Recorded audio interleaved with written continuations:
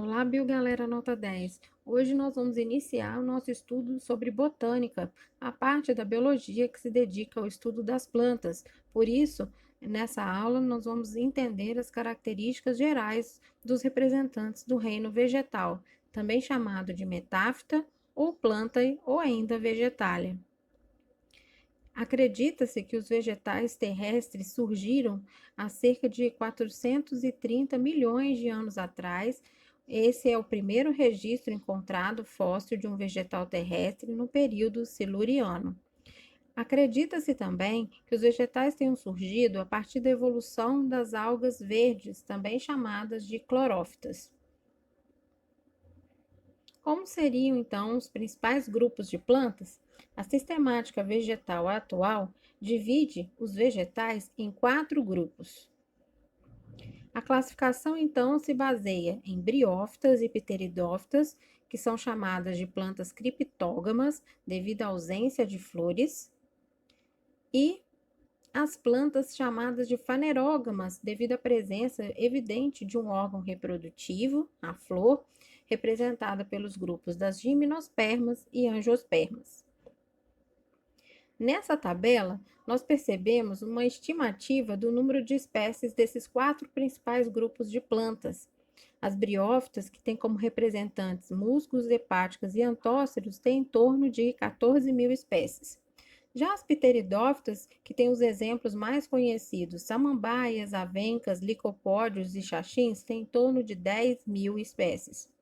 Já as gimnospermas, com representantes pinheiros, ciprestes, sequoias e ginkgos, têm em torno de 761 espécies. E o grupo mais numeroso de plantas, as angiospermas, que representam todas as plantas com frutos, sendo divididas em 2 grupos mais conhecidos, que são as dicotiledôneas e as monocotiledôneas, tem mais de 235 mil espécies espalhadas em todos os ambientes do planeta. Aqui esse cladograma, essa árvore filogenética, que resume então os principais aspectos dos 4 grupos de plantas. É fundamental a gente entender esse cladograma, ele já caiu em provas do Enem, em provas do PISME, do vestibular seriado da UFJF, então não pode sair da aula de hoje sem entender esse cladograma. Então, vamos lá. Perceba então a presença do ancestral das plantas terrestres. Então, acredita-se que as plantas terrestres surgiram então a partir do grupo de algas verdes. Esse grupo então deu origem a briófitas, pteridófitas, gimnospermas e angiospermas, sendo que o que esses 4 grupos têm em comum?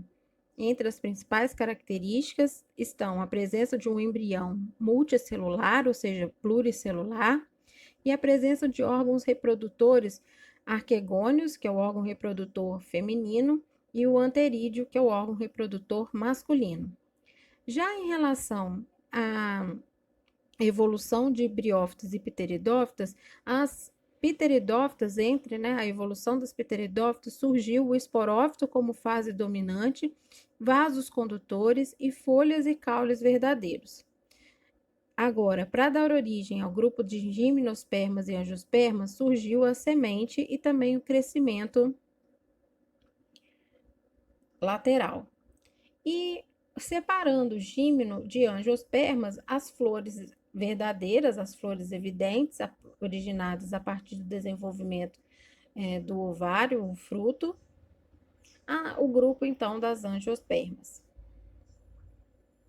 Eu ainda posso dividir, então, esses grupos em embriófitas, que são os 4 grupos de plantas, então, briófitas, pteridófitas, gimnospermas e angiospermas, plantas que têm embrião, as vasculares, pteridófitas, gímenos e angiospermas, e as com semente, gímenos e angiospermas. Entre os principais, então, aspectos compartilhados por todos os vegetais, além dos já mencionados anteriormente, estamos o fato das plantas serem eucariontes, terem núcleo verdadeiro, terem mais de uma célula, todas são autótrofas, realizando o processo de fotossíntese, então eu também posso usar o termo fotoautotrófico.